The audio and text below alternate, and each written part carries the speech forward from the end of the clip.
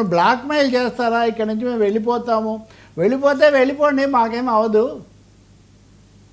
మీరు వెళ్ళిపోతామంటే మాకేం అవ్వదు, బెంగళూరుకున్న పేరు అంతర్జాతీయ ప్రతిష్ట అవన్నీ అట్లాగే ఉన్నాయి, సమస్యలు అక్కడక్కడ ఉండొచ్చు, సమస్యలు ఉన్నంత మాత్రాన మీరు ఈ విధంగా మాట్లాడితే ఇదే మా ప్రభుత్వం కంటే ఇదేం కాదని చాలా తీవ్ర స్థాయిలోనే ఒక విధంగా దీనికి పైగా ఇది కూడా అన్నాడు, ఎవరైనా వెళ్తామని మీరంటే రండి అని ఇంకెవరు అనొచ్చు, మాకేం పర్లేదు అన్న పద్ధతిలో ఆయన మాట్లాడారు. సో ఒక సీరియస్ నేషనల్ ఇది కూడా డిబేట్ లాగా ఇది తయారైంది.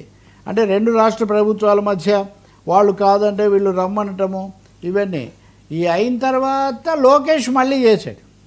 లోకేష్ అక్కడ వదిలిపెట్టకుండా ఇక్కడ ఒక ఆరోపణ కూడా చేశాడు శివకుమార్.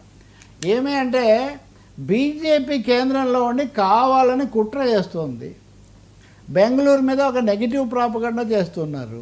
ఇప్పుడు ఆంధ్రప్రదేశ్ అంటే దాదాపు బీజేపీయే కదా, ఉండడానికి టీడీపీ అయినప్పటికీ అక్కడ లోకేష్కు జాతీయ నాయకులతో ఉన్న సంబంధాలు అనండి, ఇంకో ప్రభుత్వంలో ఉండడం అనండి, మీరు కావాలని కర్ణాటకకు వ్యతిరేకంగా దుష్ప్రచారం కోసమే ఇక్కడ ఇటువంటివి మొదలు పెట్టారని కూడా శివకుమార్ ఒక రాజకీయ ఆరోపణ కూడా చేశారు.